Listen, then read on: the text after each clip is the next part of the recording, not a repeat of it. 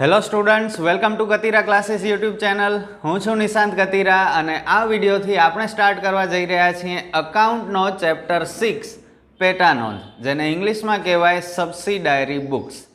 બહુ easy chapter છે। વીકમાં વીક સ્ટુડન્ટને પણ આ ચેપ્ટરના પૂરા માર્ક મળી શકે છે। થોડુંક ધ્યાન આપવાનું છે અને આરામથી આવડી જશે। આ ચેપ્ટરમાંથી તમને પહેલી પરીક્ષામાં 6 માર્કનો દાખલો પૂછાશે, એટલે બહુ જરૂરી છે। બહુ ઇઝી સમ હશે અને બીજી અને વાર્ષિક પરીક્ષામાં પણ આ ચેપ્ટરમાંથી દાખલો જરૂર પૂછશે, પણ થોડોક ઓછા માર્કનો હશે, 3 અથવા 4 માર્કનો દાખલો હશે। ઓકે, સાથે સાથે વિકલ્પ અને 1 માર્કના પ્રશ્ન ખાસ કરી લેવાના આપણે, કારણ કે એમાંથી પણ જો કંઈ પૂછે તો આપણા માર્ક કટ થવા જોઈએ નહીં। ઓકે, આ વિડીયોમાં આપણે શું ભણશું તો થોડીક થિયરી ભણશું। ઓકે, ત્યારબાદ આપણે એક દાખલો પણ કરશું જે બહુ ઇઝી હશે। તો વિડીયો પ્લીઝ પૂરો જોજો, જેથી કરીને તમને બધું સમજાઈ જાય। સ્ટાર્ટ કરીએ આપણે થિયરી સાથે। સૌથી પહેલાં પેટા નોંધો એટલે શું, વ્યાખ્યા વાંચું એ પહેલાં તમને સમજાવી દઉં। તમને ખબર છે કે આપણે આમ નોંધનો ચેપ્ટર શીખ્યા। આમ નોંધમાં આપણે શેની એન્ટ્રી કરતા હતા? આખા વર્ષ દરમિયાન આપણા ધંધામાં જે કંઈ પણ વ્યવહાર થાય એ બધા વ્યવહારોને સૌથી પહેલાં આપણે આમ નોંધમાં નોંધવા પડે। ઓકે, આમ નોંધના ચોપડામાં બધી એન્ટ્રી કરવી પડે, કયા ખાતે ઉધાર, કયા ખાતે જમા। અને દરરોજ ઘણા બધા વ્યવહાર આપણી સાથે થતા હોય તો મહિના દિવસમાં તો કેટલા બધા વ્યવહાર થઈ જાય, અને આખા વર્ષમાં તો બહુ બધા વ્યવહાર થઈ જાય છે કે નહીં? અને સપોઝ ધારો કે આપણે કોઈ એક વ્યવહાર શોધવું છે કે આ વ્યક્તિ સાથે આપણે કયો વ્યવહાર કર્યો છે આખા વર્ષ દરમિયાન, તો એ શોધવા માટે જો આપણે આમ નોંધમાં ચોપડામાં ગોતવા બેસીએ તો બહુ સમય લાગે। આખા વર્ષના હિસાબ આપણે પાના ફેરવતા જઈએ તો મળી શકે નહીં, અને મળે તો બહુ સમય લાગી જાય।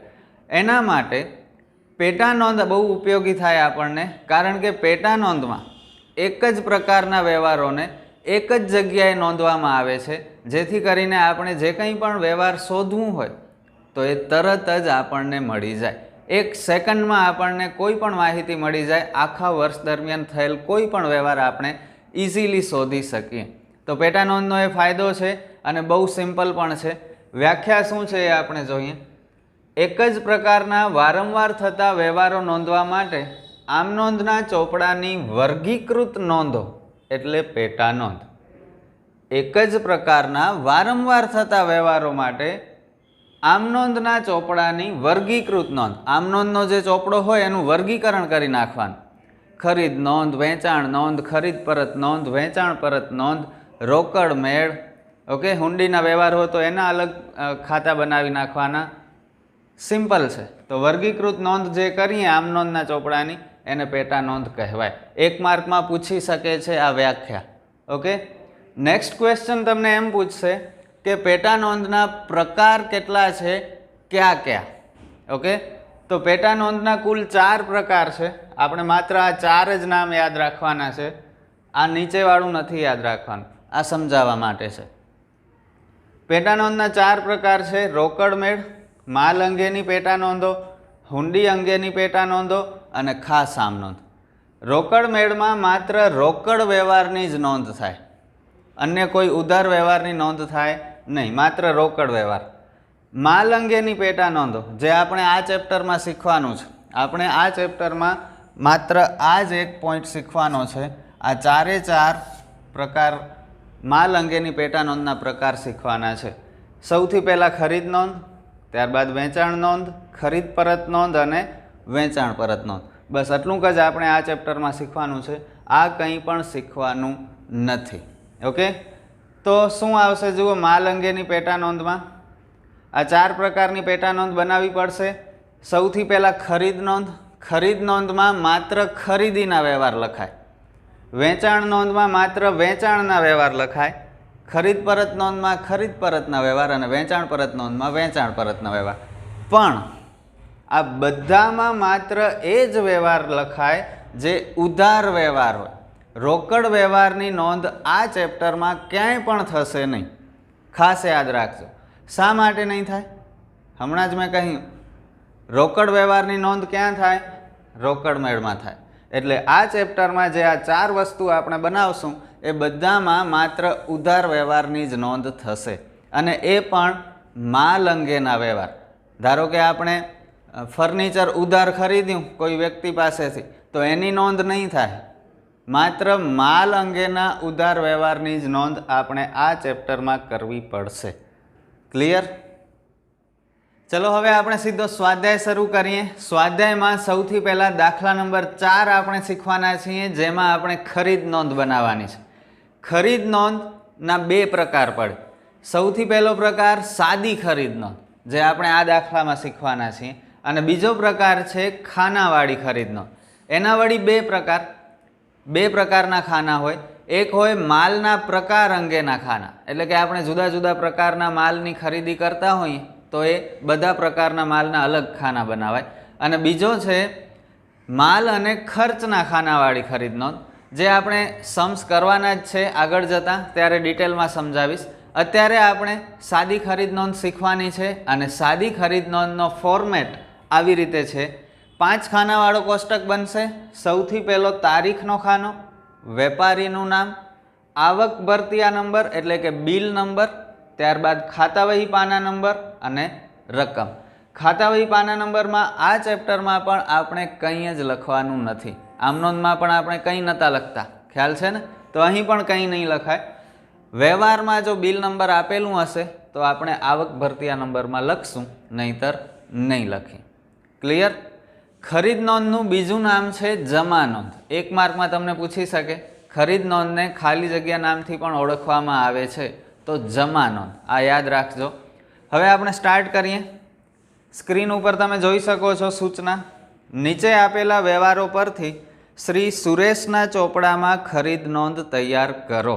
તો આપણે હેડિંગ આપ્યું છે શ્રી સુરેશની ખરીદ નોંધ. આખો ટેબલ બનાવી લીધો છે. 2018નો વર્ષ છે અને ઓક્ટોબર મહિનો છે. સ્ટાર્ટ કરીએ એન્ટ્રી બધા વ્યવહારોની. પહેલો વ્યવહાર, ₹10,000નો માલ દીપક પાસેથી 1 માસની શાખ પર ખરીદ્યો.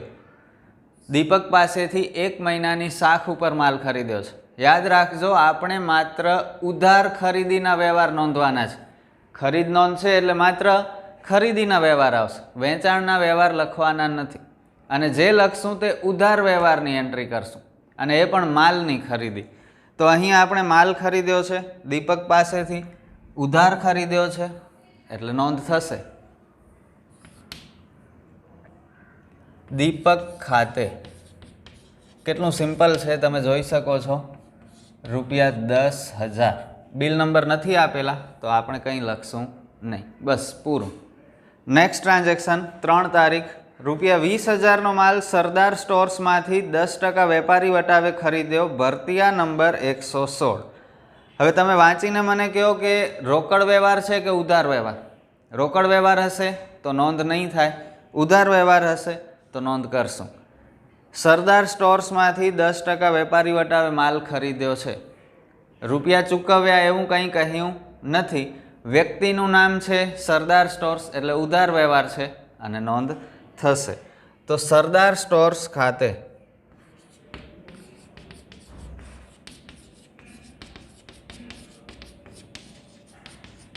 ₹20,000 છે, જેના ઉપર 10% વેપારી વટાવ તો બાદ કરવું પડે. 20,000ના 10% 2,000, પાછળથી 0 નીકળી જાય, 2,000 કાઢી નાખો એટલે 18,000ની એન્ટ્રી થશે. આવક ભરતીયા નંબર આપેલું છે 116, તો આપણે લખશું. 7 તારીખનો વ્યવહાર, ₹18,000નો માલ પંકજ પાસેથી રોકડેથી ખરીદ્યો. રોકડ વ્યવહાર છે, નોંધ થશે નહીં. તો 7 તારીખના વ્યવહારની નોંધ નહીં થાય. જો નોંધ કરવી હોય તો ક્યાં થાય? એન્ટ્રી તો કરશું આપણે, હિસાબ તો લખશું આ વ્યવહારનો, પણ અહીં નહીં લખીએ, પેટા નોંધમાં નહીં લખીએ. ક્યાં લખશું? રોકડ મેળમાં લખશું, જે આપણે નેક્સ્ટ ચેપ્ટર શીખવાનું છે ત્યારે બધું ડિટેલમાં સમજાવીશ. તો અત્યારે નોંધ નહીં થાય. 15 તારીખ, રાજેશને ₹20,000નો માલ 10% વેપારી વટાવે મોકલી આપવા ઓર્ડર આપ્યો. ઓર્ડર આપ્યો છે, ખરીદ્યું નથી હજી. ઓકે, તો શું છે? બિન આર્થિક વ્યવહાર. તો 15 તારીખના વ્યવહારની પણ નોંધ થશે નહીં. 20 તારીખનો વ્યવહાર, ₹16,000નું ફર્નિચર વ્યાસ ફર્નિચર માર્ટમાંથી 1 માસની શાખ પર ખરીદ્યું. કયો ચલો મને નોંધ કરશું કે નહીં કરીએ? શાખ ઉપર ખરીદ્યું છે એટલે કે ઉધાર વ્યવહાર છે અને ઉધાર વ્યવહારની નોંધ તો આપણે કરીએ છીએ, પણ શું આપણે માલ ખરીદ્યું છે? ના, આપણે શું ખરીદ્યું? ફર્નિચર ખરીદ્યું. અગાઉ જ મેં તમને કહ્યું કે માત્ર માલના વ્યવહારની નોંધ થશે, અન્ય કોઈ વસ્તુની નોંધ થશે નહીં. અહીં ફર્નિચર છે, ભલે ઉધાર વ્યવહાર છે પણ નોંધ થશે નહીં. 21 તારીખ, રાજેશે ઓર્ડર મુજબનો માલ મોકલી આપ્યો અને રેલવે નૂરના ₹1000 ઉમેરીને બિલ નંબર 350 મોકલી આપ્યું. જો આપણે 15 તારીખે રાજેશને ઓર્ડર આપ્યો હતો 20,000નો માલ મોકલવાનો, 10% વેપારી વટાવે, તો 21 તારીખે રાજેશે આપણને માલ મોકલ્યો, એનો મતલબ આપણા માટે શું ગણાય? ખરીદી ગણાય અને ખરીદીની નોંધ તો કરવી પડશે. તો રાજેશ ખાતે 21 તારીખ 20,000નો માલ હતો, 10% વેપારી વટાવ બાદ કરો એટલે ₹18,000 થશે. રેલવે નૂરના ₹1,000 એણે ઉમેરીને બિલ બનાવ્યો છે, પણ રેલવે નૂરની નોંધ અહીં કરશું નહીં, એ ખાસ આમ નોંધમાં થશે, જે આપણે આગળ શીખશું. અલગ જ ચેપ્ટર છે ખાસ આમ નોંધ. તો યાદ રાખજો, જ્યારે કોઈ વધારાનો ખર્ચ ઉમેરવામાં આવે તો એ ખર્ચની નોંધ નહીં કરતા, માત્ર માલની કિંમતની નોંધ કરજો. બિલ નંબર છે 350 અને એન્ટ્રી થશે ₹18,000ની. ઓકે, રેલવે નૂરના ₹1,000ની નોંધ કરવાની નહીં. આગળ વધીએ. 24 તારીખ, ₹14,000નો માલ 5% રોકડ વટાવે ખરીદ્યો. ચલો નોંધ કરશું કે નહીં કરીએ? કોની પાસેથી ખરીદ્યો? નામ જ નથી આપેલું વેપારીનું. જો અહીં આપણે બધા વેપારીના નામ લખીએ છીએ, કોની પાસેથી ખરીદ્યું એ નથી કહ્યું, એનો મતલબ રોકડ વ્યવહાર છે અને રોકડ વ્યવહારની નોંધ થાય નહીં. 25 તારીખ, નિલેશ પાસેથી 30,000નો માલ 10% વેપારી વટાવે ખરીદ્યો અને અડધા નાણાં તરત જ ચેકથી ચૂકવી આપ્યા. બહુ ઇન્ટરેસ્ટિંગ છે. 30,000નો માલ ખરીદીએ છીએ, ઉધાર વ્યવહાર છે, અડધા નાણાં ચૂકવ્યા છે, અડધા નાણાં ઉધાર રખાવ્યા છે. અડધો રોકડ વ્યવહાર, અડધો ઉધાર વ્યવહાર. તો શું કરશું? યાદ રાખજો, જ્યારે આવી રીતે અડધા નાણાં અથવા થોડા નાણાં આપણે ચૂકવ્યા હોય તો આપણે પૂરેપૂરો વ્યવહાર ઉધાર વ્યવહાર છે એમ સમજીને એન્ટ્રી કરવાની. ઓકે, પૂરેપૂરા રૂપિયાથી એન્ટ્રી કરવાની. તો 30,000નો માલ છે, 10% વેપારી વટાવ બાદ કરી નાખો, ₹27,000ની એન્ટ્રી થશે. નિલેશ ખાતે બિલ નંબર નથી આપેલું, 27,000. હવે તમે કહેશો સર અડધા નાણાં તો ચૂકવ્યા છે, તો પછી તો અડધા નાણાં 27,000ના કેટલા થાય? 13,500 થાય, જેની નોંધ કરશું આપણે, પણ રોકડ મેળમાં કરશું. બે જગ્યાએ નોંધ થશે. પેટા નોંધમાં પૂરેપૂરા રૂપિયાથી એન્ટ્રી કરવાની અને જે કંઈ પણ આપણે પેમેન્ટ કરી હોય એની રોકડ મેળમાં એન્ટ્રી કરવાની. ઓકે, અત્યારે રોકડ મેળ આપણે બનાવવાનું નથી, તો એ આપણે અત્યારે ધ્યાનમાં નથી લેતા. આપણે બધા રૂપિયા, પૂરેપૂરા રૂપિયા પેટા નોંધમાં, ખરીદ નોંધમાં નોંધીએ છીએ. તો 25 તારીખનો વ્યવહાર પણ પૂરો. ક્લિયર થઈ ગયું ને? ઇઝી હતું. 26 તારીખ, ચિરાગ પાસેથી ₹15,000નો માલ 10% વેપારી વટાવે અને 5% રોકડ વટાવે ખરીદ્યો. નાણાં તરત જ ચૂકવી આપ્યા. બધા રૂપિયા ચૂકવી દીધા છે આપણે. અહીં આપણે અડધા રૂપિયા ચૂકવ્યા હતા એટલે નોંધ કરી, પણ હવે તો પૂરેપૂરા રૂપિયા ચૂકવી દઈએ છીએ. આખો વ્યવહાર રોકડ વ્યવહાર છે એટલે અહીં નોંધ થશે નહીં. અહીં માત્ર ઉધાર વ્યવહારની નોંધ થાય. તો 26 તારીખની નોંધ નહીં થાય. 30 તારીખ, નીતિન પાસેથી 40,000નો માલ ખરીદ્યો, બિલ નંબર 151.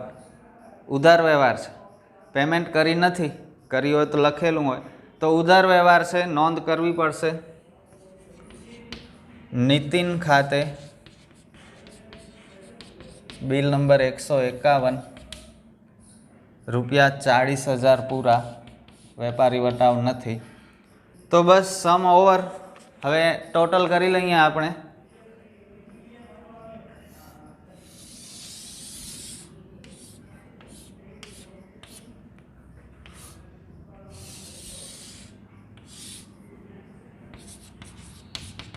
ચલો સરવાળો કરીએ. પાછળ બધામાં 3 0 છે. 8 ને 8 16, 16 ને 7 23, 23 ના 3 વધી 2, 3 4 5 6 7, 3 4 5 6 7 ને 4 11, 1,13,000 સરવાળો થાય છે. સરવાળાની નીચે ડબલ લાઈન થવી જોઈએ. ઓકે, કેલ્ક્યુલેટરથી પણ થઈ શકે છે. બધા ફિગર્સ બધા સ્મોલ અને ઇઝી હતા એટલે ડાયરેક્ટ કરી નાખ્યો. ભૂલ હોય તો સુધારી લેજો. તો આ હતી આપણી ખરીદ નોંધ. બહુ ઇઝી છે, બધાને આવડી જાય એટલું સિમ્પલ છે. ધ્યાન આપજો. અગાઉના વિડીયોઝ જે છે નેક્સ્ટ વિડીયોઝ જોતા રહેજો. ફરી મળીશું નેક્સ્ટ વિડીયોમાં. Thank you.